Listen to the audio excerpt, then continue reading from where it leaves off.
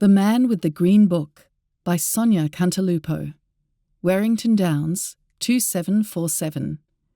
Narrated by Chloe Schwank. This story is also narrated in Spanish. He was sitting under an umbrella, concentrating on reading a book with a green cover when I first saw him. It was my first visit to this beautiful beach with its serene blue water. The sun was high on a hot summer's afternoon, and the heat warmed the water, making swimming a pleasant experience.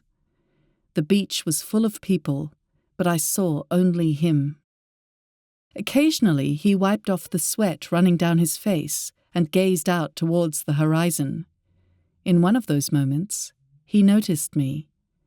We gazed at each other, mesmerized. Warmth flooded through me, and when he smiled, the feeling of connection amazed me. A few minutes passed. He resumed his reading but kept looking up at me.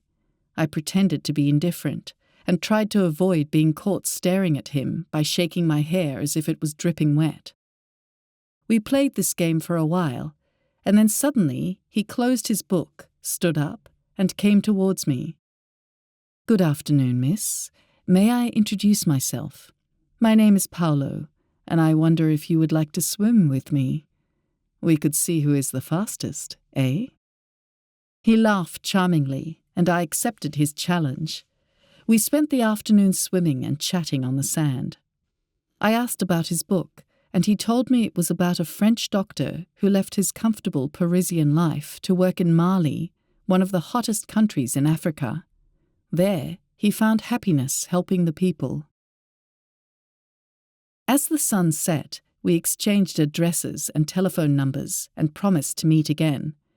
I knew already that I was madly in love with this stranger, a man about whom I knew almost nothing. We met next in a beautiful park and, on an isolated bench near a waterfall, we kissed for the first time. My spirits soared, and I felt completely free and full of joyful passion. It was magic. Yet all I could think to say was, "I'm hungry. How about some hot chips?" Laughing, he agreed. The park became our special meeting place. He always arrived first, and my heart beat faster each time I saw him waiting. A smile would lighten his angelic face, thrilling me and making me feel the most important person in the world. But one morning, he didn't smile. As he kissed my cheek, he said, "We need to talk, my love. I've an important decision to make, and I hope you'll understand and give me your support." My heart pumped frantically as we walked to our bench. He held my hands and said, "I want to share my life with you, but I must also listen to my conscience. As a nurse, I've been given an opportunity by my hospital to volunteer in Africa, and my conscience is telling me I must do this. I consider it an act of justice. My fortunate position in life means I have skills to offer, so I must not miss this chance. Please don't be sad. You are the love of my life, my treasure and my dream come true, and if you will wait for my return, I will never leave you again." He took me in his arms as I sobbed, but his words filled me with pride and love. I understood how inspired he was by the doctor's story in the green-covered book, and how much he needed to do this.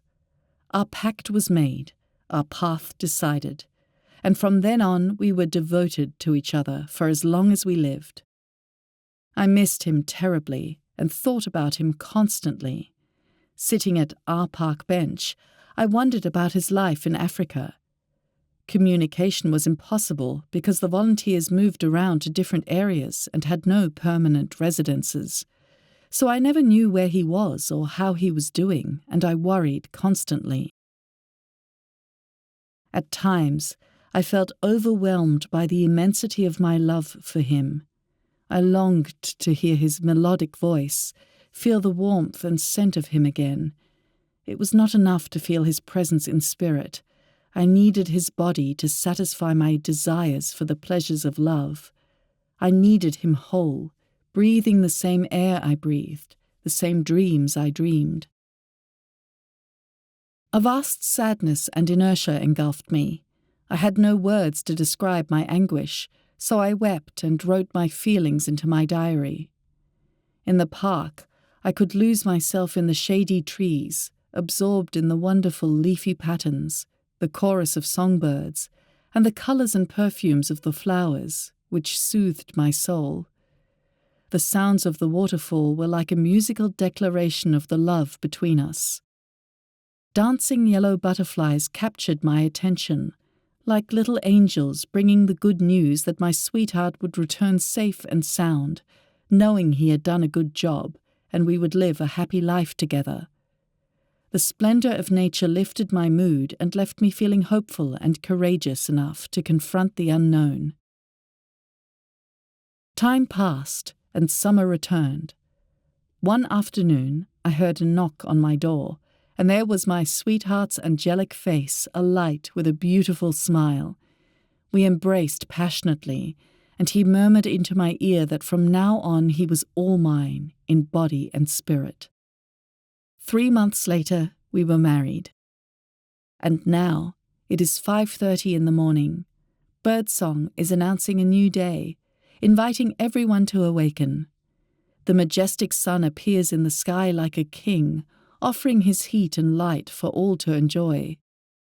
Today, with our 4 children, our relatives and friends, my love and I will celebrate 57 years of love, commitment, companionship, and compassion for the less fortunate.